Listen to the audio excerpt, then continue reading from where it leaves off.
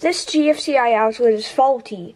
If I push the test button on my power outlet tester, the outlet does not trip.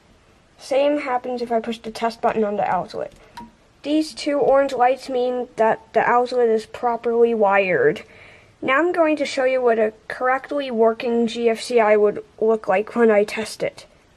This GFCI is wired properly and is working. If I push the test button on my power outlet tester, the GFCI trips. And if I reset the outlet,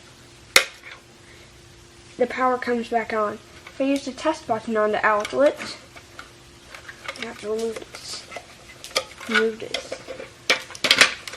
If I push this test button, the power turns off, and then if I reset the outlet,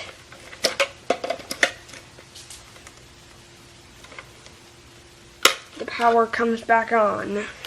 This is what a GFCI should do.